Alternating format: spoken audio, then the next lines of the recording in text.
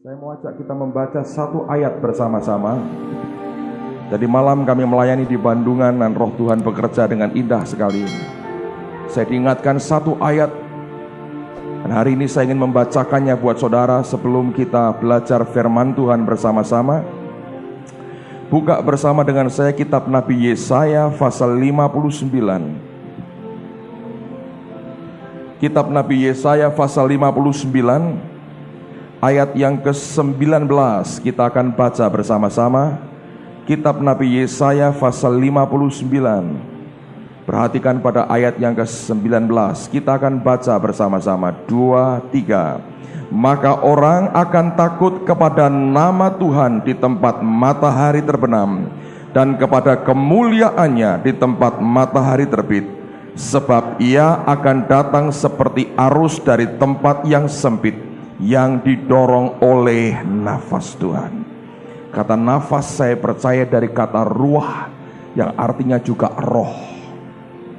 Alkitab berkata Tuhan akan datang seperti arus dari tempat yang sempit.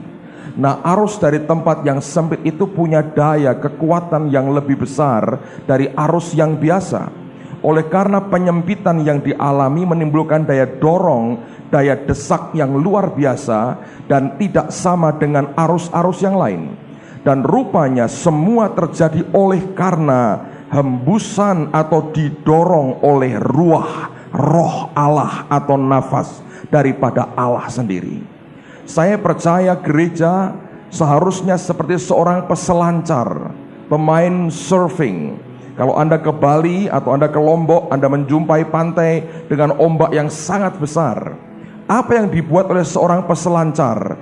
Mereka dengan papan selancarnya akan berenang sampai ke dalam jangka jarak yang cukup jauh. Lalu mereka menantikan di tengah-tengah lautan itu. Apa yang mereka tunggu sebenarnya? Mereka tunggu gelombang daripada Tuhan sendiri. Nah, ketika seorang peselancar itu di tengah-tengah lautan, dia tidak perlu menciptakan gelombang sendiri. Dia tidak perlu menghasilkan gelombang sendiri. Gelombang itu pasti akan datang, saudara. Ketika gelombang itu datang, yang dinantikan peselancar itu apa? Dia tinggal naik di atas papan peselancarnya, dan dia akan naik lewat gelombang itu. Yang dibutuhkan cuma keseimbangan dan keterampilan untuk tetap ada di atas dan tidak terjungkir sampai akhirnya kemudian jatuh. Hari ini ada banyak orang mencoba menciptakan gelombang sendiri dalam hidupnya. Kita mencoba menciptakan sendiri supaya kita bisa naik ke atas. Saya beritahu dari zaman ke zaman, gereja telah mencoba dengan semua cara untuk menciptakan gelombang sendiri. Dan saya mau beritahu, semua yang dihasilkan dari manusia tidak akan pernah membawa dampak kemuliaan apapun. Paulus berkata dengan jelas, no flesh shall glory in his presence. Tidak ada kedagingan kita yang bisa terima kemuliaan di dalam hadiratnya. Apa yang dibutuhkan gereja hari ini? Tinggal dalam kasih karunia-Nya. Ketika gelombang demi gelombang diberikan, yang dibutuhkan kita hanya mengikuti kemana gelombang itu membawa. Semakin kita naik di atasnya, gelombang roh Allah yang digerakkan oleh ruah daripada Allah itu akan membawa kita sampai ke pantai tujuan. Amen, saudara. Dan ini yang penting buat hidup kita. Lagu ini mengajar flow through me. Yang mengalir siapa? Bukan kita. Yang mengalir roh di dalam kita, yang mengalir lewat kehidupan kita. Tinggal kita ikut di atasnya. Kemarin dalam persekutuan di Taman Getsemani, saya diingatkan akan cerita Marta dan Maria. Anda tahu apa yang terjadi? Marta sibuk melayani, Maria duduk di bawah kaki Tuhan. Nah, orang yang punya kebiasaan sibuk, dia akan selalu terganggu kalau lihat orang enjoy dalam hadiratnya. Buat mereka, agama adalah pekerjaan, agama adalah kesibukan. Kalau tidak sibuk dalam agama itu, belum beragama. Itu jiwa daripada Marta. Saudara tahu, menjelang Yesus disalibkan, menjelang akhir daripada pelayanannya, siapa yang memberikan minyak narwastu yang mahal, yang kalau diukur harganya setahun gaji? Siapa? Marta atau Maria, saudara? Maria. Dia pecahkan minyak narwastu yang paling mahal. Seluruh ruangan itu semerbak baunya. Orang yang belajar duduk menantikan Allah, dia naik dalam gelombangnya Tuhan yang dipersembahkan parfum yang harum. Orang yang jiwanya seperti Marta, yang dipersembahkan apa? Keringat, saudara. Keringat diperes, taruh di botol, mau dikucurkan kepada saudara. Bau keringat, bau ketek, bau segala macam gitu. Apakah engkau mau berikan kepada Yesus keringatmu, saudara? Ada orang yang duduk di bawah kaki Tuhan, menanti gelombangnya Allah. Dan orang itu mampu memberi sampai Tuhan berkata, kemana Injil diberitakan, apa yang diperbuat Maria akan terus disebut untuk mengenang dan mengingat akan apa yang dikerjakannya. Anda bisa lihat, keringatnya Marta tidak pernah dikatakan keringatnya Marta akan sampai kekal. Apakah Tuhan senang dengan bau keringat kita, saudara? I don't think so. Dia senang persembahan yang hidup dari kehidupan kita.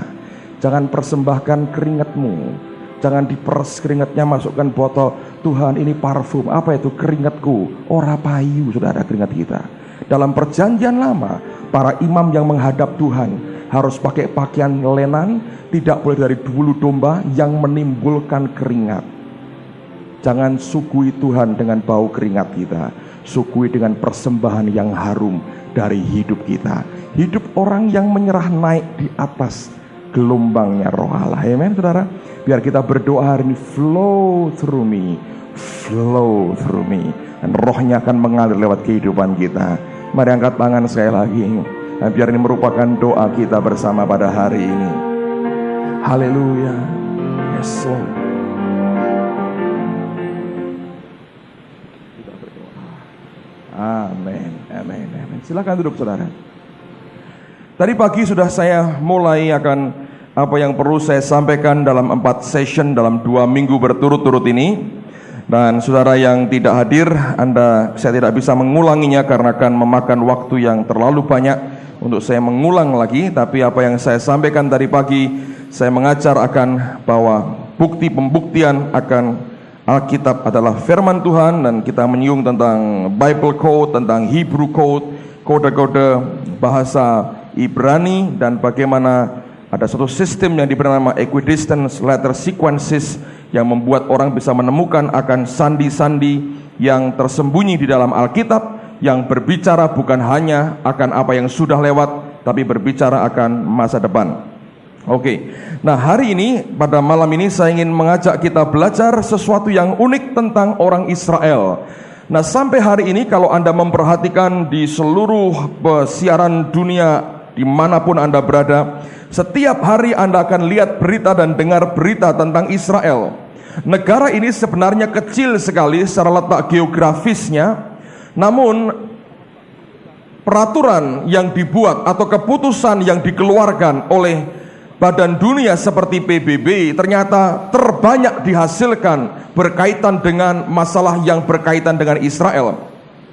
Nah, sekarang ini ada 2 pertentangan dalam kehidupan manusia, ada yang pro, ada yang kontra, dan yang kontra itu disebut sebagai antisemitisme atau anti-Yahudi, yang pro dikatakan orang-orang yang Zionis dan sebagainya.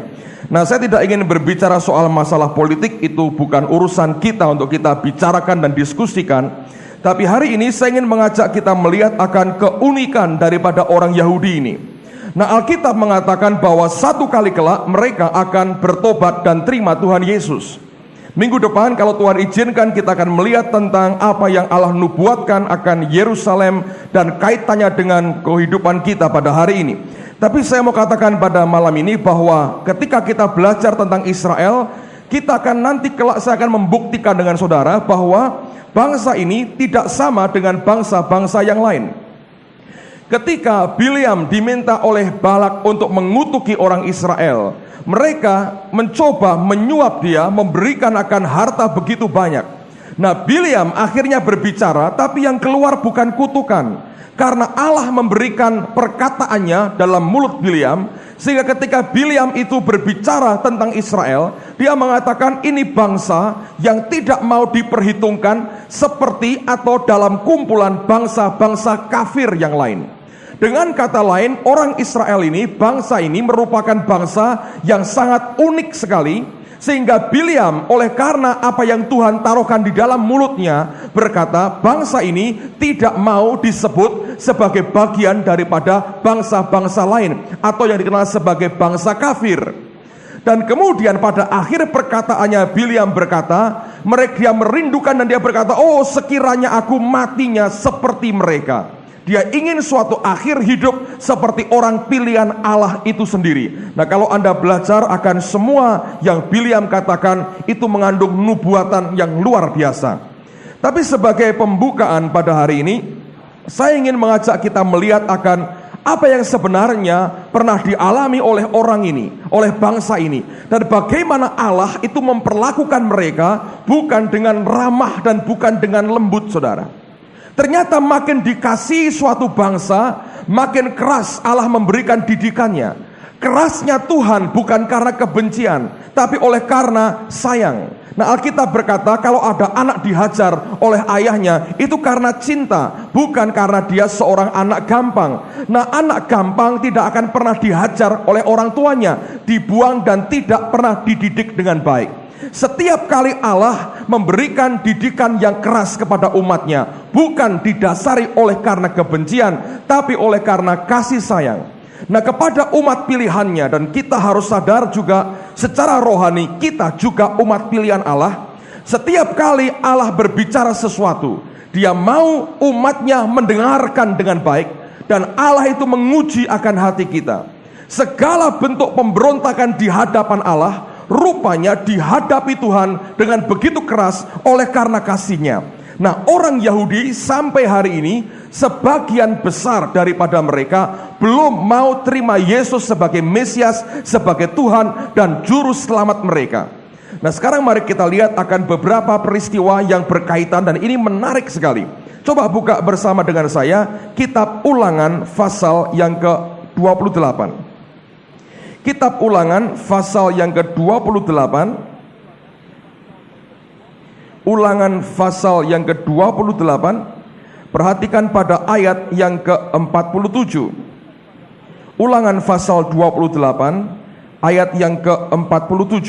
Kalau saudara baca dari pasal 28 ayat yang pertama, maka dari ayat yang pertama sampai dengan ayat yang ke-14 itu merupakan berkat, janji berkat bagi orang Israel atau bagi orang pilihan. Juga saya percaya bagi kita. Tapi mulai ayat 15 itu tentang kutuk, dan sangat panjang lebar soal kutuk ini Allah berikan dengan detail sekali. Tetapi pada ayat 47 ada penyebab lain daripada kutuk yang kemudian kita akan perhatikan nanti. Ayat 47 dari Ulangan 28. Karena engkau tidak mau menjadi hamba kepada Tuhan Allahmu dengan sukacita dan gembira hati, walaupun kelimpahan akan segala-galanya, maka terus ayat berikutnya ini isinya kutuk, saudara. Penyebabnya adalah Tuhan berkata, karena engkau tidak mau menjadi hamba kepada Tuhan Allahmu dengan sukacita dan gembira hati.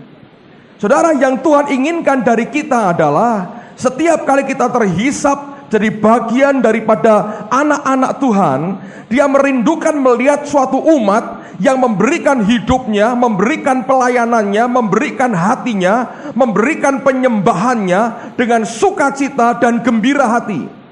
Anda harus mengerti, pada waktu itu orang Israel hidup mereka penuh dengan gerutuan. Oleh karena itu Tuhan berkata, engkau sudah aku berikan segala kelimpahan, tapi buat batinmu engkau merasa terus tidak puas, engkau tidak merasa bisa bersuka cita, bergembira melayani aku, engkau menggerutu, engkau terus menggerutu. Dan Tuhan berkata, karena kalau engkau berbuat begitu, maka kutuk ini akan menimpa kepadamu. Nah, di antara kutuk yang menimpa mereka, pada ayat yang ke-64 kita akan lihat 64, 65, dan 66. Firman Tuhan berkata, Tuhan akan menyerahkan engkau ke antara segala bangsa dari ujung bumi ke ujung bumi. Di sanalah engkau akan beribadah kepada Allah lain yang tidak dikenal olehmu atau oleh nenek moyangmu, yakni segala kayu dan batu. 65. Engkau tidak akan mendapat ketentraman di antara bangsa-bangsa itu, dan tidak akan ada tempat berjejak bagi telapak kakimu. Tuhan akan memberikan di sana kepadamu hati yang gelisah, mata yang penuh rindu, dan jiwa yang merana. 66 dikatakan hidupmu akan apa, saudara? Terkatung-katung. Dalam bahasa Inggrisnya dikatakan never sure of your life, tidak punya kepastian akan hidupmu. Ini merupakan bagian dari kutuk. Nah, kalau ada yang hidupnya terkatung-katung, Anda mesti cek lihat hatimu. Biasanya itu orang suka ngomel dan menggerutu dengan Tuhan. Diberi sedikit masih belum puas, ngomelnya terlalu banyak. Nanti kita lihat dalam kitab Bilangan apa yang terjadi ketika 12 pengintai kembali dari pengintaian mereka. Lalu sejak saat itu tanggal dan bulan di mana mereka kembali merupakan tanggal dan bulan yang sangat mengerikan bagi orang Yahudi sampai dengan abad yang ke-20 ini. Nah, sekarang mari kita lihat dulu ayat berikutnya. 66. Hidupmu akan terkatung-katung atau never sure of your life, tidak punya kepastian akan hidupmu.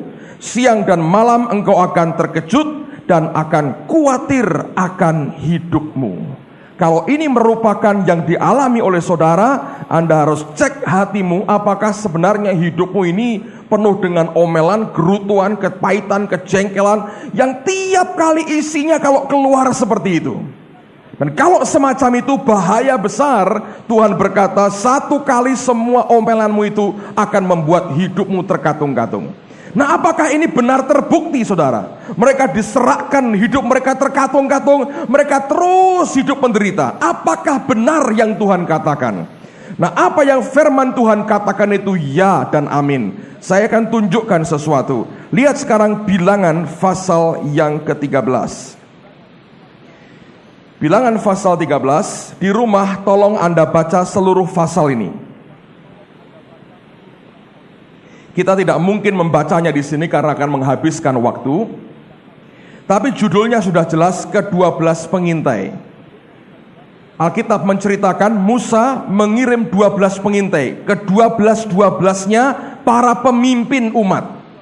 Mereka orang-orang yang dipandang, mereka punya anak buah, mereka punya pengaruh, mereka punya influence kepada anak buahnya. Mereka adalah orang-orang terbaik dari setiap suku yang dimiliki oleh Israel pada hari itu. Di antara 12 itu, 2 di antaranya adalah Yosua dan Kaleb. Ini yang kita semua mengerti. Nah, waktu mereka berangkat ke tanah Kanaan, mereka datang di tempat yang sama. Mereka melihat akan pemandangan yang sama. Mereka mencicipi hasil tanaman dari tanah yang sama. Mereka pulang bersama-sama. Waktu mereka pulang, laporannya berbeda. Yang 10 memberikan laporan yang negatif dengan berkata, tidak mungkin kita bisa memasukinya. Buat kita seperti belalang di hadapannya. Mereka orang-orang besar, mereka para raksasa. Tapi 2 di antaranya berkata, kita bisa mengalahkan mereka, kita bisa masuk ke tanah yang Tuhan janjikan kepada kita. Kenapa bisa beda begitu? Nanti Anda akan tahu, karena rohnya berbeda. Orang yang rohnya benar di depan Tuhan, tidak akan ada omelan dalam hatinya. Orang yang rohnya tidak benar di depan Tuhan, yang keluar semua sampah dalam hidupnya. Nah, sekarang mari kita lihat Bilangan 14, lihat mulai ayat yang pertama. Lalu segenap umat itu mengeluarkan suara nyaring, dan bangsa itu menangis pada malam itu. Bersungut-sungutlah semua orang Israel kepada Musa dan Harun. Dan segenap umat itu berkata kepada mereka, ah, sekiranya kami mati di tanah Mesir atau di padang gurun ini. Mengapakah Tuhan membawa kami ke negeri ini? Supaya kami tewas oleh pedang, dan istri serta anak-anak kami menjadi tawanan. Bukankah lebih baik kami pulang ke Mesir? Dan mereka berkata seorang kepada yang lain, baiklah kita mengangkat seorang pemimpin lalu pulang ke Mesir. Lalu sujudlah Musa dan Harun di depan mata seluruh jemaah Israel yang berkumpul di situ. Saya mendengar beberapa waktu yang lalu, mungkin setahun 2 tahun lalu, ada seorang pemimpin agama lain di negara kita ini, saudara, yang sempat berkata begini kepada umatnya, kamu jangan tekan terus ya orang Kristen.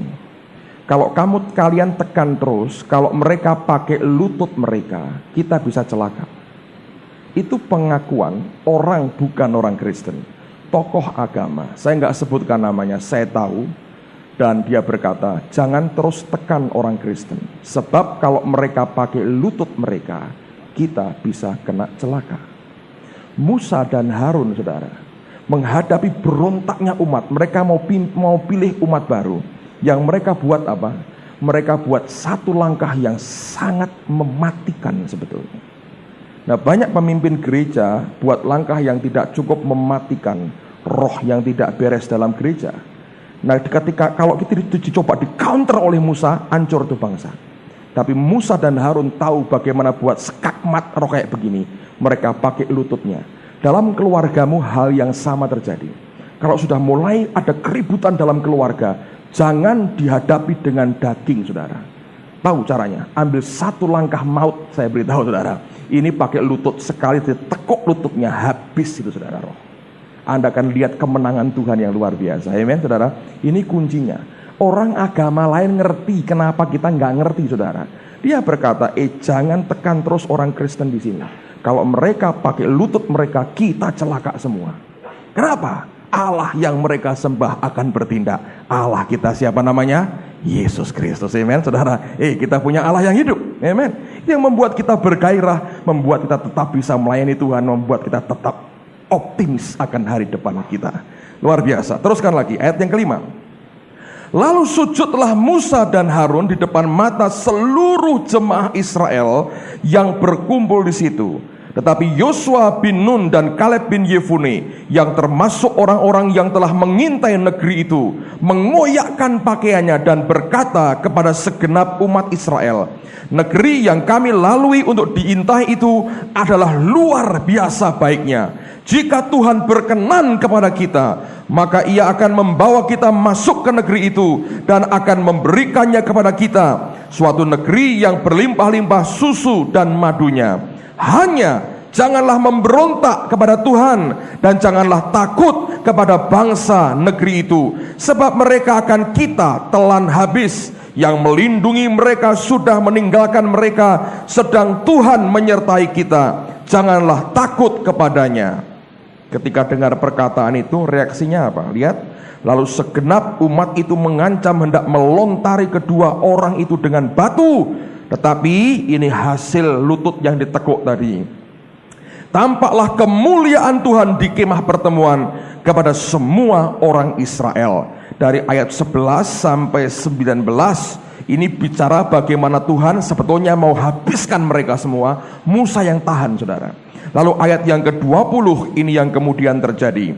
Berfirmanlah Tuhan, aku mengampuninya sesuai dengan permintaanmu, hanya demi aku yang hidup, dan kemuliaan Tuhan memenuhi seluruh bumi. Semua orang yang telah melihat kemuliaanku dan tanda-tanda mujizat yang kuperbuat di Mesir dan di padang gurun, namun telah berapa kali? 10 kali mencobai aku dan tidak mau mendengarkan suaraku. Anda sudah berapa kali mencobai Tuhan? Lupa Pak? 9 menurut saya, saudara-saudara. Dikatakan ayat 23, pastilah tidak akan melihat negeri yang kujanjikan dengan bersumpah kepada nenek moyang mereka. Semua yang menista aku ini tidak akan melihatnya, tetapi hambaku Kaleb, karena lain jiwa yang ada padanya. Dalam terjemahan lain, karena lain roh yang ada padanya, dan ia mengikut aku dengan sepenuhnya, akan kubawa masuk ke negeri yang telah dimasukinya itu, dan keturunannya akan memilikinya. Orang Amalek dan orang Kanaan diam di lembah. Sebab itu berpalinglah besok dan berangkatlah ke padang gurun ke arah laut Teberau. Lagi berfirmanlah Tuhan kepada Musa dan Harun, berapa lama lagi umat yang jahat ini akan bersungut-sungut kepadaku? Segala sesuatu yang disungut-sungutkan orang Israel kepadaku telah ku dengar. 28, Anda perhatikan ini. Katakanlah kepada mereka, demi aku yang hidup, demikianlah firman Tuhan, bahwasanya seperti yang kamu katakan di hadapanku, demikianlah akan kulakukan kepadamu. Di padang gurun ini bangkai-bangkaimu akan berhantaran, yakni semua orang di antara kamu yang dicatat, semua tanpa terkecuali, yang berumur 20 tahun ke atas, karena kamu telah bersungut-sungut kepadaku, bahwasanya kamu ini tidak akan masuk ke negeri yang dengan mengangkat sumpah telah kujanjikan akan kuberi kamu diami, kecuali Kaleb bin Yefune dan Yosua bin Nun. Tentang anak-anakmu yang telah kamu katakan, mereka akan menjadi tawanan, merekalah yang akan kubawa masuk, supaya mereka mengenal negeri yang telah kamu hinakan itu. Tetapi mengenai kamu, bangkai-bangkaimu akan berhantaran di padang gurun ini, dan anak-anakmu akan mengembara sebagai pengembara di padang gurun 40 tahun lamanya, dan akan menanggung akibat ketidaksetiaan sampai bangkai-bangkaimu habis di padang gurun. Sesuai dengan jumlah hari kamu mengintai negeri itu, yakni 40 hari. Satu hari dihitung 1 tahun, jadi 40 tahun lamanya kamu harus menanggung akibat kesalahanmu, supaya kamu tahu rasanya jika aku berbalik daripadamu. Aku Tuhan yang berkata demikian, sesungguhnya aku akan melakukan semuanya itu kepada segenap umat yang jahat ini, yang telah bersepakat melawan aku. Di padang gurun ini mereka akan habis, dan disinilah mereka akan mati. Adapun orang-orang yang telah disuruh Musa untuk mengintai negeri itu yang sudah pulang, dan menyebabkan segenap umat itu bersungut-sungut kepada Musa dengan menyampaikan kabar busuk tentang negeri itu, orang-orang itu mati kena tulah di hadapan Tuhan. Tetapi yang tinggal hidup dari orang-orang yang telah pergi mengintai negeri itu hanyalah Yosua bin Nun dan Kaleb bin Yefune. Nah, ini peristiwa, saudara, serius sekali. Menurut Talmud Yahudi, ini terjadi pada tanggal 9 bulan Aviv. Nah, bulan penanggalan Yahudi beda dengan Masehi.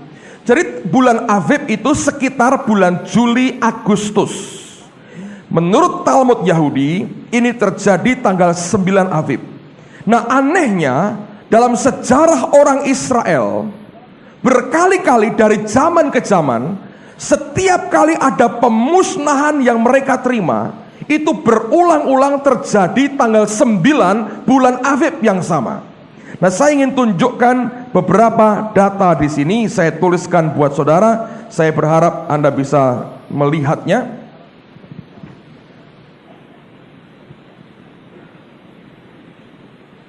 Pertanyaannya begini ya, apakah ini kebetulan? Saya tidak yakin ini kebetulan, saudara. Tapi oleh karena kutukan yang Tuhan ucapkan kepada mereka, sekali Allah mengucapkan, Alkitab berkata, langit bumi akan berlalu, tapi firman Tuhan akan tinggal tetap. Nah, kalau Anda perhatikan, itu sesuatu yang serius. Di rumah Anda pelajari akan peristiwa 12 pengintai ini. Ternyata efek daripada perbuatan itu yang dilakukan pada tanggal 9 bulan Aviv, yang membuat 10 orang itu langsung mati kena tulah. Dan membuat Tuhan berkata, yang sudah 10 kali memberontak mencobai aku, ngomel terus, tidak masuk Kanaan. Itu membuat semua orang sebenarnya yang pernah lahir di Mesir, kecuali Yosua dan Kaleb, mereka semua tidak masuk Kanaan. Itu bangkai mereka berserakan di mana-mana. Dan 40 tahun diputar habis, saudara. Sejak saat itu, dari zaman ke zaman, setiap tanggal itu tanggal yang mengerikan buat orang Israel. Saya buktikan dengan beberapa data di sini. Yang pertama, menurut Talmud Yahudi, 12 pengintai itu balik, dan Tuhan murka kepada mereka tanggal 9 bulan Aviv. Dalam bulan kita sekitar Juli sampai Agustus, antara bulan-bulan itu. Lalu kemudian tahun 586 sebelum Masehi, Nebukadnezar adalah raja yang menghancurkan Yerusalem dan sekaligus menghancurkan Bait Allah. Itu terjadi tepat tanggal 9 bulan Aviv. Anda bisa lihat, oh baru 2 kali Pak, datanya saya masih panjang. Tahun 70 Masehi. Tadi pagi saya sampaikan bagaimana Titus menghancurkan kota Yerusalem dan bait Allah dibakar sehingga semua logam mulianya meleleh. Dan Yesus pernah berkata, tidak akan satu batu pun dibiarkan tinggal terletak di atas batu yang lain. Sehingga hari berikutnya orang Roma mencungkili batu-batu itu untuk mengambil akan logam mulia yang meresap masuk ke celah-celah batunya. Penghancuran kota Yerusalem oleh Titus beserta pembakaran bait Allah, aneh sekali, terjadi tanggal 9 bulan Aviv yang sama. Tanggal yang sama 12 pengintai pulang, 10-nya memberikan laporan buruk, berontak di depan Tuhan, musanya bertelut dan kutukan jalan, saudara. Maka tahun 586 sebelum Masehi, Nebukadnezar menghancurkan Yerusalem dan bait Allah tepat pada tanggal yang sama. Lalu kemudian tahun 70 Masehi, Jenderal Titus menghancurkan bait Allah sampai sekarang tidak bisa dan belum bisa dibangun lagi. Itu dibuat tanggal 9 bulan Aviv yang sama. Yang berikutnya, yang ketiga. Nah sebelum ini sebetulnya tahun 135, saya tidak urut dalam memberikan tulisan ini. Ada pemberontakan besar yang dipimpin oleh orang bernama Bar Kokhba. Ini orang yang luar biasa. Sampai waktu itu mereka menjulukinya sebagai Mesias. Mereka berkata ini pasti Mesias. Kekuatan pasukannya sangat besar. Dan ini merupakan pemberontakan, salah satu pemberontakan terbesar orang Yahudi terhadap Kekaisaran Roma. Kehancuran Bar Kokhba ini, pemusnahan tentaranya, ribuan orang mati pada waktu itu. Terjadi kapan? Tanggal 9 bulan Aviv yang sama.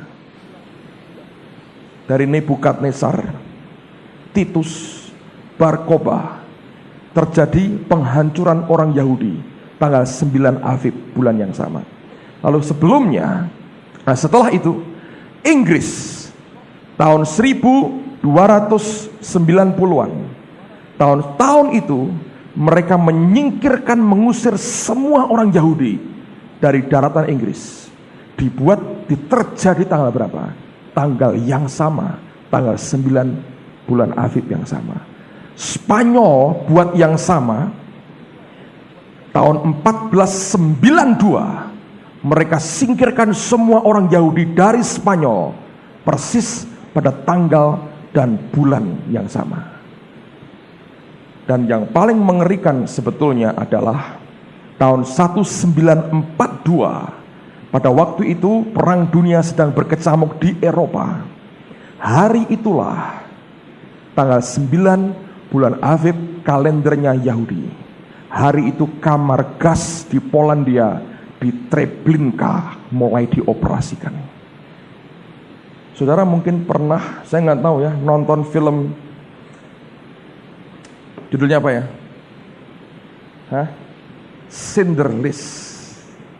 Saya belum pernah nonton, saudara. Itu dokumenter dan dicampur dengan pembuatan film modern. Beberapa hari yang lalu saya di Jakarta. Saya pulang dari pelayanan malam sekali, jam 12 saya baru sampai di hotel tempat saya nginep. Saya masuk kamar, saya nonton pakaian, saudara. Karena besok pagi-paginya saya harus terbang jam 6.45 pulang ke Semarang. Saya iseng nonton televisi, cari CNN, nggak ada. Ketemunya siaran BBC dari Inggris. Tepat jam 12.30 malam waktu Indonesia Barat, saudara.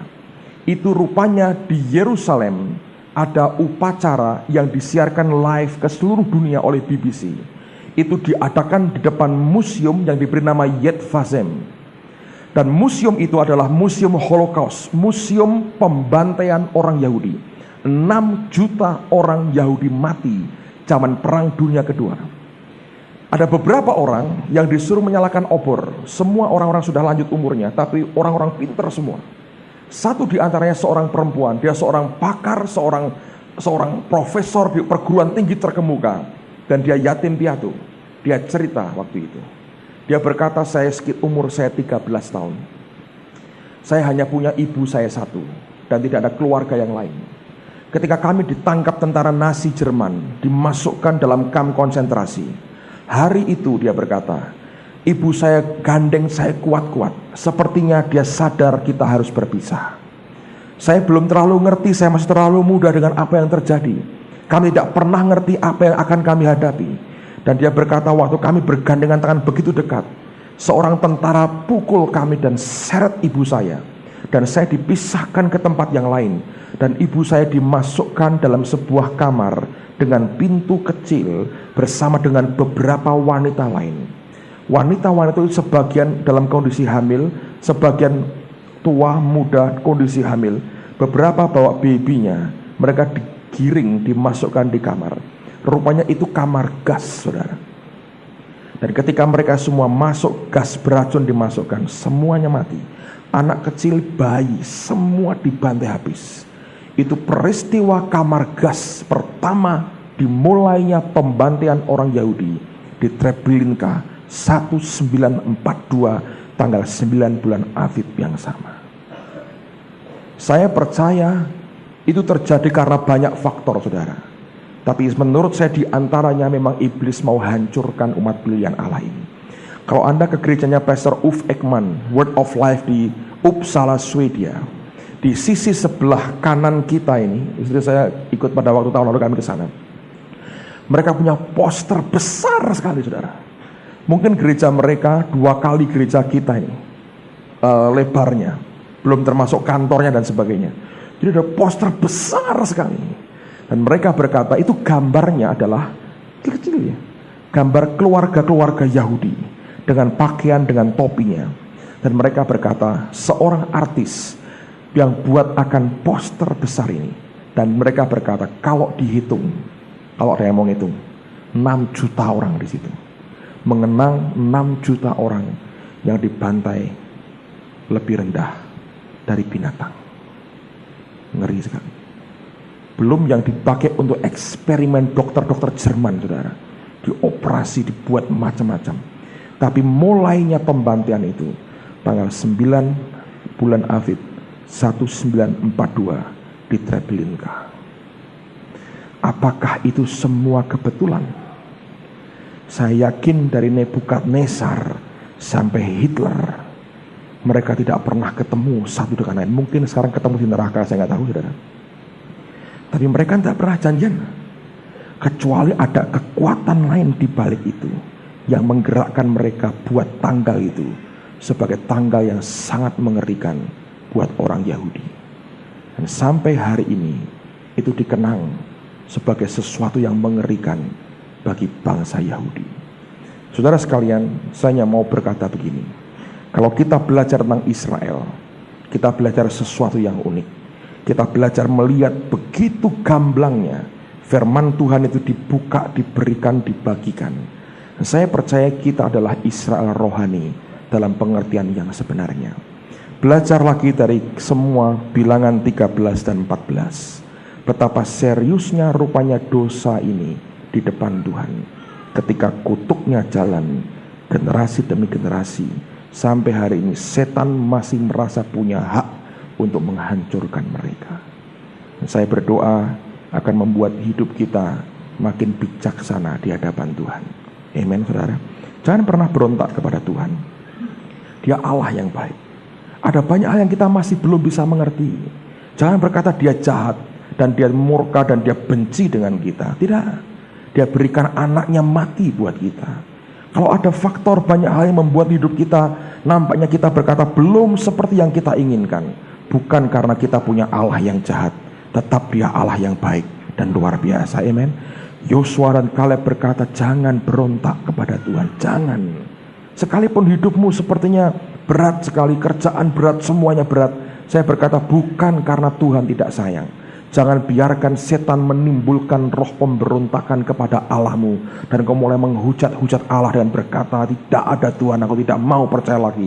Semua, saya mau minta hari ini semua perkataan dan hati yang berontak kepada Allah, yang penuh dengan kepahitan kepada Tuhanmu sendiri, cabut dalam nama Tuhan Yesus. Amen, saudara.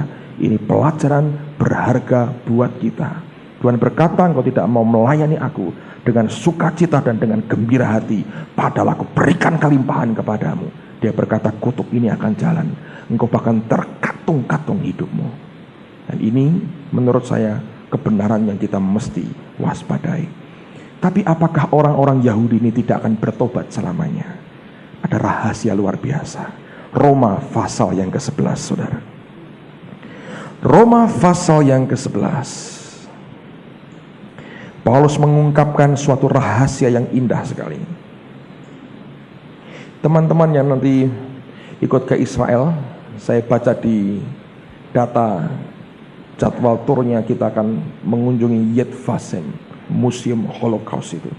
Saya yakin akan dibawa ke sana, karena Uf Ekman ini punya hati yang kuat sekali untuk membawa orang-orang Yahudi kembali ke Israel. Dia punya kapal namanya Jabotinsky. Saya pernah tanya dengan dia, apa artinya Jabotinsky? Dia berkata, Jabotinsky itu nama orang Yahudi Rusia yang pada abad-abad lalu kerjaannya apa? Membawa pulang orang-orang Yahudi kembali ke Israel. Sehingga orang Yahudi menghormati nama Jabotinsky sebagai salah seorang yang menyelamatkan mereka. Dan kapal yang dia punya diberi nama Jabotinsky. Menarik sekali. Roma pasal yang ke-11. Lihat pada ayat 25 sampai dengan ayat yang ke-27. Sebab saudara-saudara, supaya kamu jangan menganggap dirimu pandai, aku mau agar kamu mengetahui rahasia ini. Sebagian dari Israel telah menjadi tegar, sampai jumlah yang penuh dari bangsa-bangsa lain telah masuk. Dengan jalan demikian seluruh Israel akan diselamatkan. Seperti ada tertulis, dari Sion akan datang penebus, ia akan menyingkirkan segala kefasikan daripada Yakub. Dan inilah perjanjianku dengan mereka, apabila aku menghapuskan dosa mereka. Tuhan berjanji satu kali kelak Israel akan bertobat. Tapi kapan penggenapan itu akan terjadi? Lihat lagi pada ayat yang ke-25, kalimat yang terakhir. Paulus berkata, sebagian dari Israel telah menjadi tegar. Sampai kapan? Ada waktunya itu. Sampai jumlah yang penuh dari bangsa-bangsa lain telah masuk. Lalu setelah mereka masuk, 26, dengan jalan demikian seluruh Israel akan diselamatkan. Jadi akan tiba waktunya di mana roh Allah akan melanda Israel dan orang-orang Yahudi. Sebagian besar dari mereka sampai hari ini belum mau percaya bahwa Yesus adalah Mesias. Sebagian yang sudah percaya menamakan diri mereka Messianic Jews, atau orang Yahudi yang percaya kepada Mesias.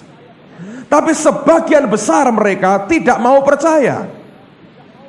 Nah, tapi Allah berkata, Alkitab mengatakan akan tiba waktunya di mana mereka akan percaya.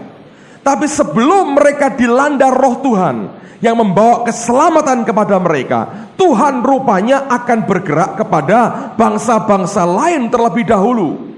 Dengan kata lain, saya percaya sebelum Tuhan datang yang kedua kali, sebelum Israel dilawat Tuhan, seluruh dunia akan mengalami lawatan Allah yang luar biasa. Dan saya percaya termasuk negara ini akan dilawat oleh Tuhan.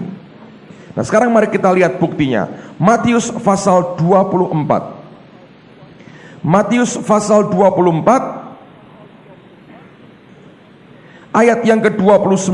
Matius 24 ayat yang ke-29 sampai ayat yang ke-33. Matius 24 ayat 29 mulai. Segera sesudah siksaan pada masa itu, matahari akan menjadi gelap dan bulan tidak bercahaya, dan bintang-bintang akan berjatuhan dari langit, dan kuasa-kuasa langit akan goncang. Pada waktu itu akan tampak tanda Anak Manusia di langit, dan semua bangsa di bumi akan meratap, dan mereka akan melihat Anak Manusia itu datang di atas awan-awan di langit dengan segala kekuasaan dan kemuliaannya. Dan ia akan menyuruh keluar malaikat-malaikatnya dengan meniup sangkakala yang dahsyat bunyinya, Dan mereka akan mengumpulkan orang-orang pilihannya dari keempat penjuru bumi, dari ujung langit yang satu ke ujung langit yang lain. 32 Anda perhatikan. Tariklah pelajaran dari perumpamaan tentang pohon ara. Apabila ranting-rantingnya melembut dan mulai bertunas, kamu tahu bahwa musim panas sudah dekat. Demikian juga jika kamu melihat semuanya ini, ketahuilah bahwa waktunya sudah dekat, sudah di ambang pintu. Nah, Yesus memberikan gambaran, perhatikan tentang pohon ara. Kalau ranting-rantingnya mulai bertunas, dan dikatakan dengan jelas, dikatakan bahwa kamu tahu bahwa musim panas sudah dekat. Kalau rantingnya melembut dan mulai bertunas, kamu tahu bahwa musim panas sudah dekat. Nah, banyak orang menafsirkan ini sebagai saat di mana Israel merdeka. Bulan depan mereka merayakan 50 tahun kemerdekaan Israel. Mereka merdeka bulan Mei 1948. Tahun ini banyak hamba-hamba Tuhan gede-gede buat tur ke Israel. Kita cuma ngikut aja, saudara. Oleh karena hidup dalam kasih karunia. Kalau belum, ya belum bisa ikut, saudara. Tapi yang tidak bisa ikut gak apa-apa. Nanti masuk Yerusalem baru lebih penting, saudara. Yerusalem lama hanya untuk moto, Yerusalem baru silahkan dinikmati. Oke?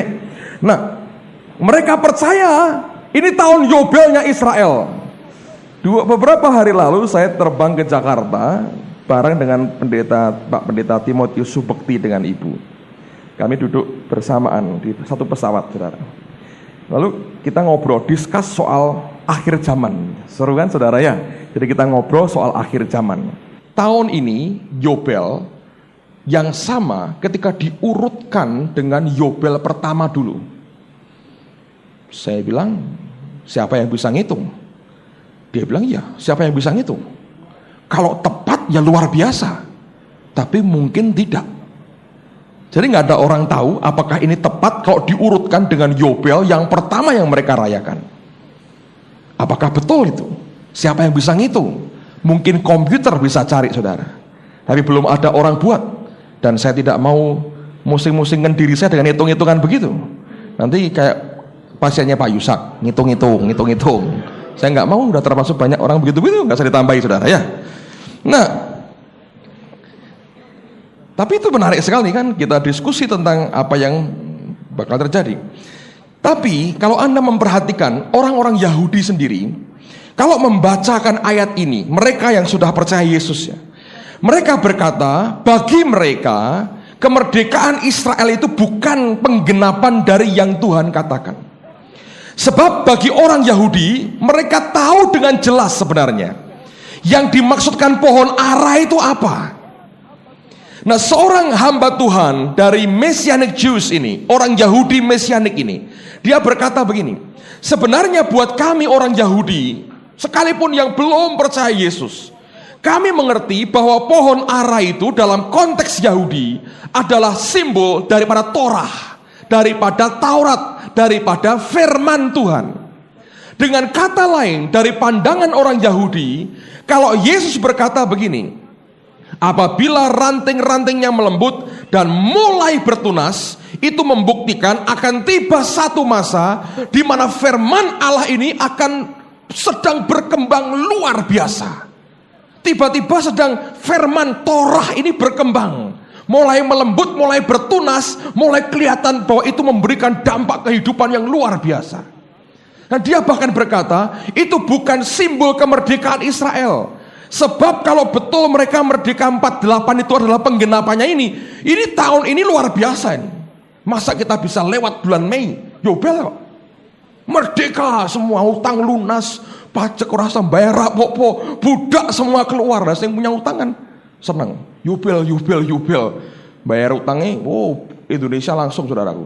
Tulis IMF, utang kami lunas. Kenapa? Yobel tahun ini. Nah, mereka nggak mau terima kan, saudara. Anda yang punya uang diutang orang belum dibayarkan mesti berkata, oh tidak, ini bukan Yobel kita. Langsung begitu ambil ayat dong, saudara, langsung, ya kan. Nah, tapi sebetulnya buat orang Yahudi, mereka tidak percaya bahwa ini merupakan digenapi ketika Israel merdeka 50 tahun lalu. Mereka berkata itu merupakan bukti akan ada satu masa di mana firman itu akan tumbuh berkembang dan akan luar biasa. Dan yang menarik, dia berkata begini, orang Yahudi ini, itu menandakan bahwa musim panas sudah dekat. Nah, buat orang Yahudi istilah summer atau musim panas itu sebetulnya bulan sekitar Agustus September. Dan bagi orang Yahudi istilah musim panas itu sebetulnya adalah menunjuk dengan jelas suatu masa yang mereka beri nama season of repentance, masa pertobatan.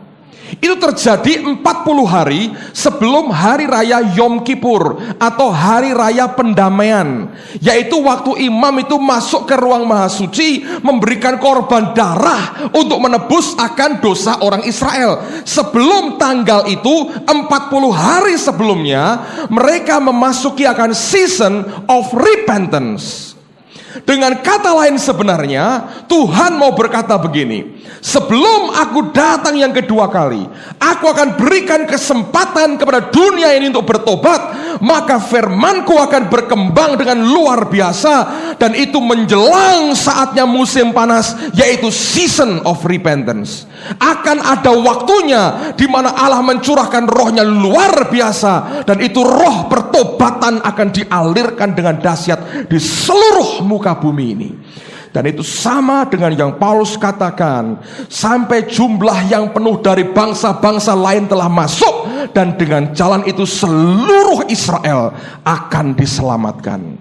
Saudara sekalian, kalau Anda memperhatikan ini, akan membuat kita mengerti masa itu akan segera datang. Lihat Maleakhi pasal 4 sebagai bukti lebih jauh. Maleakhi pasal yang keempat. Perhatikan mulai ayat yang pertama sampai dengan ayat yang ke-6. Maleakhi pasal yang keempat. Lihat mulai ayat yang pertama. Bahwa sesungguhnya hari itu datang menyala seperti perapian. Maka semua orang gegabah dan setiap orang yang berbuat fasik menjadi seperti jerami, dan akan terbakar oleh hari yang datang itu, firman Tuhan semesta alam, sampai tidak ditinggalkannya akar dan cabang mereka. Tetapi kamu yang takut akan namaku, bagimu akan terbit surya kebenaran dengan kesembuhan pada sayapnya. Kamu akan keluar dan berjingkrak-jingkrak seperti anak lembu lepas kandang. Kamu akan menginjak-injak orang-orang fasik, sebab mereka akan menjadi abu di bawah telapak kakimu pada hari yang kusiapkan itu, firman Tuhan semesta alam. Ingatlah, ayat yang keempat Anda perhatikan, ini berkaitan 4, 5, 6. Ingatlah kepada Taurat yang telah kuperintahkan kepada Musa hambaku di gunung Horeb untuk disampaikan kepada seluruh Israel, yakni ketetapan-ketetapan dan hukum-hukum. Ayat 5, sesungguhnya, jadi yang ayat 4 tentang Taurat, tentang Torah, tentang firman Tuhan. Ayat yang kelima Alkitab berkata, sesungguhnya aku akan mengutus Nabi Elia kepadamu menjelang datangnya hari Tuhan yang besar dan dahsyat itu. Maka ia akan membuat hati bapak-bapak berbalik kepada anak-anaknya, dan hati anak-anak kepada bapak-bapaknya, supaya jangan aku datang memukul bumi sehingga musnah. Ayat yang ke-6, inilah season of repentance. Ayat yang keempat, firman Allah akan berkembang. Ayat yang kelima, Nabi Elia datang. Pengurapan Elia yang menemplak dosa orang akan datang. Kita punya satu sebentar lagi, saudara. Ayat yang ke-6, itu season of repentance. Betapa diberkatinya kita, saudara. Saya berdoa kita punya 15. Jaga di pintu 3, saudara. Saya percaya itu terjadi. Akan makin banyak orang-orang yang dipakai Tuhan, urapannya seperti Elia, ngomongnya seperti Yohanes Pembaptis, nantang nabi-nabi Baal seperti Elia, datangkan api dari langit, ngomongnya seperti Yohanes Pembaptis, menyiapkan jalan sebelum Yesus datang yang kedua kalinya, saudara. Dan saya yakin itu akan digenapi. Akan terjadi suatu masa season of repentance. Injil diberitakan habis-habisan. Matius 24 sekarang. Matius 24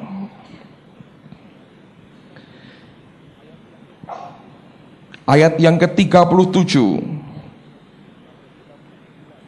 sampai 39. Matius 24 ayat 37 sampai 39. Sebab sebagaimana halnya pada zaman Nuh, demikian pula halnya kelak pada kedatangan Anak Manusia. Sebab sebagaimana mereka pada zaman sebelum air bah itu makan dan minum, kawin dan mengawinkan, supaya kepada hari Nuh, sampai kepada hari Nuh masuk ke dalam bahtera, dan mereka tidak tahu akan sesuatu sebelum air bah itu datang dan melenyapkan mereka semua. Demikian pula lah halnya kelak pada kedatangan Anak Manusia. Tuhan Yesus berkata, sebagaimana halnya zaman Nuh, demikian pula halnya kelak pada kedatangan Anak Manusia. Saya percaya ada tanda tertentu. Tapi zaman Nuh ini apa sebenarnya? Nuh itu siapa? Lihat 2 Petrus pasal yang kelima. 2 Petrus pasal yang kelima. Bukan pasal 5. 2 Petrus pasal 2, maaf. Pasal 5-nya enggak ada. 2 Petrus pasal 2 ayat yang kelima. 2 Petrus pasal 2 ayat yang kelima. Kita baca sama-sama ya. 2 Petrus pasal 2 ayat yang kelima. 2, 3. Dan jikalau Allah tidak menyayangkan dunia purba, tetapi hanya menyelamatkan siapa? Nuh. Siapa itu? Pemberita kebenaran itu, dengan 7 orang lain, ketika ia mendatangkan air bah atas dunia orang-orang yang fasik. Nuh itu apa? Pemberita apa? Ini penginjil, saudara.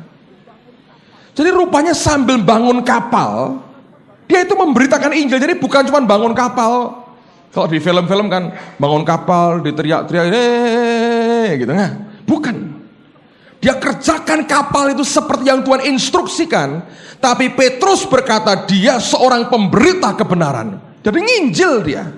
Nah, nginjilnya didampingi siapa? Didampingi kakeknya. Tadi pagi saya katakan, kakek daripada Nuh itu siapa? Metusalah.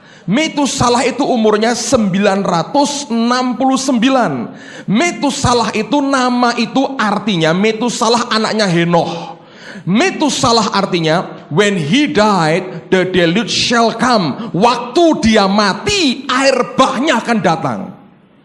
Jadi Nuh khotbah, kakeknya dampingi dia.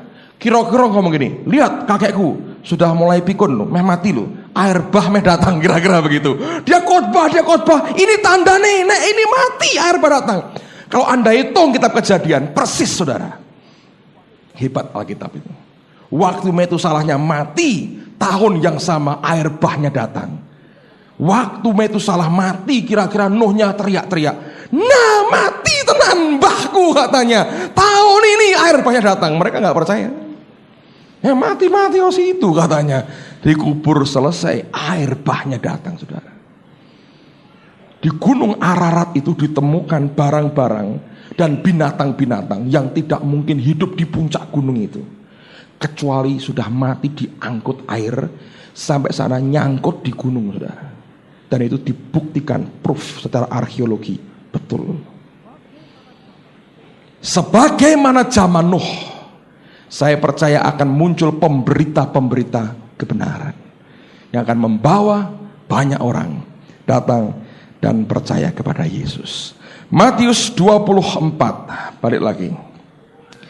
Cepat sedikit saudara, waktunya ngejar terus.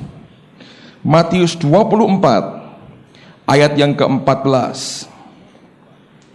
Matius 24 ayat yang ke-14.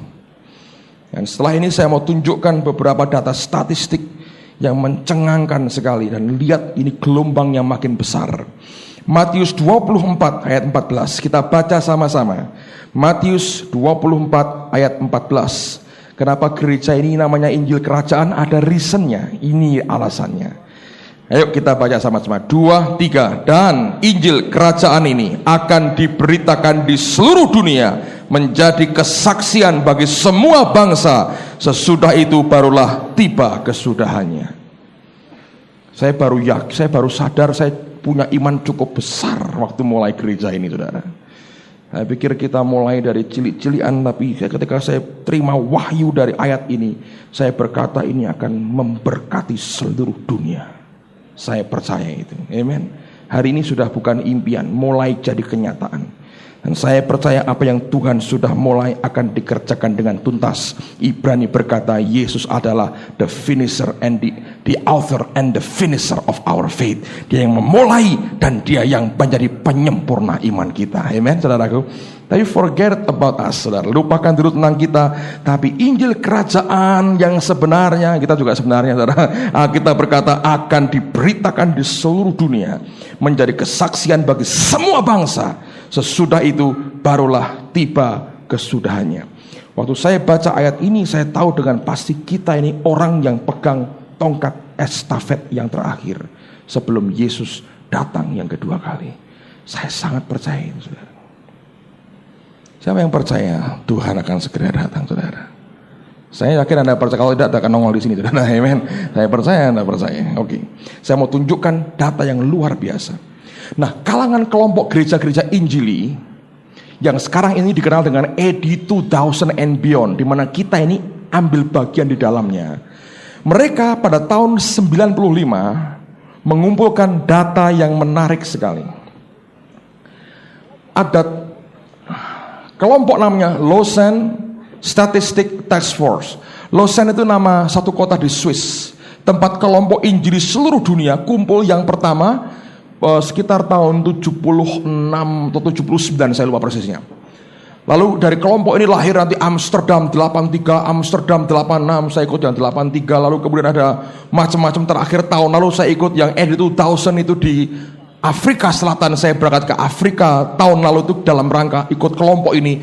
Seluruh dunia dikumpulkan. Bob Weiner juga datang, dan itu kita bicara para pemimpin tentang strategi membawa dunia ini kepada Yesus. Nah, mereka memberikan data begini. Dalam 15 tahun, dari tahun 80 sampai 95, ini data yang terakhir yang kita bisa dapat. Mereka membandingkan bahwa jumlah orang yang lahir baru itu 3 kali lebih cepat dibandingkan dengan pertumbuhan penduduk dunia. Jadi kalau penduduk dunia misalnya 1 hari tambah 1, jumlah orang Kristen 1 hari tambah berapa? 3 kali lipat dibandingkan penduduk dunia pertambahannya. Jadi kalau ini konsisten begini, dalam waktu tidak lama ini akan saudara. Tapi yang Tuhan katakan bukan membuat maka semua orang bertobat jadi Kristen baru aku datang, tidak, saudara. Dia berkata Injil kerajaan ini akan diberitakan di seluruh dunia, diberitakan, cukup diberitakan. Itu akan membuat dia datang. Nah, sekarang ini kira-kira tinggal 300 sekian suku yang unreached, yang belum terjangkau. Harusnya termasuk suku Dayak Siang. Tapi karena Pak Tri sudah bisa mengumpulkan 200 orang, nama Dayak Siang dicoret. Kita mempercepat kedatangan Yesus, saudara. Haleluya. Amen. Nanti kita cari Dayak lain, saudara. Tahun lalu masih dalam data karena kecil jumlahnya. Tapi Anda korban, saudara, misi yang kita kerjakan sudah 200 orang. Itu sudah more than enough. Mereka berkata itu sudah diinjili artinya. Karena memang jumlahnya tidak terlalu banyak juga. Jadi kita ini mempercepat kedatangan Tuhan. Sudah mempercepat, saudara. Nanti tahun ini kita percepat lagi. Lah kurung siap, makanya bertobat malam ini, saudara, belum siap. Supaya Anda diselamatkan. Simpel kan? Oke. Teruskan lagi ya. Nah, sekarang saya punya data yang lebih menarik lagi.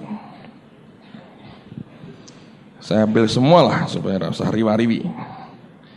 Selesai ini kita sembahyang, saudara ya. Hari ini kita diberkati ada tubuh dan darah Yesus. Nanti saya akan minta saudara Yusuf bersaksi. Dia bagus ceritakan apa yang dialami. Ini season of repentance. Ini saat musim bertobat. Orang tidak ikut musim bertobat, ketinggalan, saudara. Lihat akan data ini. Inilah jumlah perbandingan antara orang Kristen dengan penduduk dunia. Ini perbandingannya. Dari tahun 1430, jumlah orang Kristen dibandingkan penduduk dunia itu 1:99. Tiap 99 orang hanya ada 1 orang Kristen. Lalu tahun 1790 itu sudah 1:49. Tiap 49 orang 1. Tadinya 99. Sudah kerowak banyak saudara. 1:49. Tahun 1940 1:32. Tiap 32 orang di dunia ini 1-nya percaya Yesus. 1970 1:19. Tiap 19 orang 1 orang Kristen. Tahun 1980 1:16. Lalu 1983 1:13. 1986 1:11. Lihat turunnya ya. 1994 1:10. Hari ini kita belum tahu persisnya saudara. Tapi kalau Anda lihat itu bergerak makin kecil, makin kecil, makin kecil. Berarti tiap 10 orang 1 adalah orang yang mengaku terima Tuhan. Termasuk saudara dan termasuk saya. Ini kalau terus, dia tidak berkata semua orang jadi Kristen baru aku datang. Enggak. Injil diberitakan seluruh bangsa. Baru tiba kesudahnya. Cukup diberitakan tok saudara. Tiba kesudahannya. Bob Weiner, satu hari di India kami makan malam sama-sama. Dia tunjukkan beberapa data. Ini bukan dari dia ya, tapi dia punya data. Terus dia berkata begini, waduh aku agak sedih nih. Kenapa saya bilang? Kalau sudah nggak ada lagi yang perlu diinjili, aku ngapain lagi ya di dunia ini? Sebab ini terlalu cepat ini. Waduh aku bisa nganggur terlalu mudah katanya. Apa yang harus aku buat? Sedih hatiku sekarang. Dia bilang Tuhan bawa aku ke Cina, ke Rusia, ke India, negara-negara besar, ke Indonesia. Dan aku lihat roh Tuhan kerja di mana-mana. Sebentar lagi nganggur aku ini. Rohnya bergerak begitu hebat. Amen saudara. Haleluya. Saudara siap? Hei, ini waktu yang bagus sekali. Nah 1934 di seluruh dunia ada 440 juta orang Kristen. Hari ini kurang lebih ada 540 juta orang Kristen. Berarti kalau dunia ini berapa dunia? 2 miliar? 4? 5 miliar. Ya. 1949 di Cina hanya ada 1 juta orang Kristen. Hari ini 80 juta. Di Cina tiap hari 25.000 orang terima Yesus. Tiap hari di Cina. Luar biasa. Nah, jumlah orang Kristen, peningkatan jumlah orang Kristen dengan populasi penduduk dunia. Karena begini, penduduk dunia kan dikurangi. KB. Kalau kita kan nginjil. Anda tahu bedanya nggak? Ini KB, ini nginjil, saudara. Jadi sekarang jumlah perbandingannya, pertumbuhan kekristenan itu bisa mencapai 1.300%. Dalam kurun waktu yang sama, penduduk dunia hanya meningkat 400%. Ini yang kita nggak akan KB, saudara. Yakinlah, gereja tidak boleh KB. Gereja akan terus beranak rohaninya, saudara. Akan harus makin banyak punya anak rohani. Dan lihat, dari kurun waktu yang sama, gereja berkembang 1.300%. Dunia hanya 400%. Jauh sekali bedanya. Siapa yang kerjakan ini, saudara? Nek dilihat sebagian besar kita aras-arasan kerja buat Tuhan, tapi roh Tuhannya yang luar biasa, saudara. Itu yang kita mesti perhitungkan. Teruskan lagi, belum habis kata saya. Nambahin Hasto. Oke, di Afrika misalnya. Tahun 1900 hanya 3% yang Kristen. 3%. 1990 sudah 45% dari 500 juta orang Afrika terima Tuhan. Jadi itu benua bukan benua hitam lagi, sudah abu-abu sekarang saudara. 45% putih, abu-abu. Itu bukan benua hitam lagi, abu-abu. Anda bisa lihat ini efek pekerjaan Roh Tuhan luar biasa. Saya baru terima surat dari Benin. Dia membuat newsletter, dia berkata, Perdana Menteri Papua Nugini undang dia, minta KKR di negaranya. Di Yordan, Oktober ini, di Yordania, saudara. Kerajaan Yordania, dia mau buat KKR. Allah bisa pakai banyak cara, saudara, untuk bergerak dengan cara yang luar biasa. Hasto besok berangkat Malaysia. Bukan cuma sekolah, saya berdoa, dia merintis gereja untuk orang-orang Indonesia di Malaysia. Pulang cengar-cengirnya kan kurang menurut saya. Lebih concern dengan jiwa-jiwa. Saya percaya itu. Nanti sebentar kita doakan saudara. Di Rusia kira-kira 100 juta yang dijangkau oleh Alkitab. Sejak Alkitab dicetak dalam bahasa Rusia, itu menjangkau 100 juta orang. Di Korea sejak Perang Dunia Kedua, kekristenan berkembang. Hari ini 30% populasi Korea adalah orang Kristen. Dan tiap hari di dunia ini 85.000 orang memberikan hidup mereka kepada Yesus setiap hari. Gelombangnya akan makin besar. Kalau Anda mulai lihat rantingnya melembut dan tunasnya keluar. Dia berkata, musim panas segera datang. Season of repentance segera datang. Dan dia berkata, waktunya sudah sangat dekat. Yesus akan datang segera. Jesus is coming soon. Amen, saudara. Itu yang membuat kita bergairah. Jadi jangan putus asa. Tinggal sedikit lagi. Press on, saudara. Maju terus. Yang terakhir sekarang kita lihat, dan kita akan tutup hari ini. Yoel pasal yang kedua. Minggu depan kita terusin lagi, saudara. Yoel pasal yang kedua. Lihat akan bukti berikutnya, akan datangnya season of repentance. Yoel pasal yang kedua, ayat 28 sampai dengan ayat yang ke-32. Yoel pasal yang kedua, ayat 28 sampai dengan ayat yang ke-32. Kemudian daripada itu akan terjadi bahwa aku akan mencurahkan rohku ke atas semua manusia.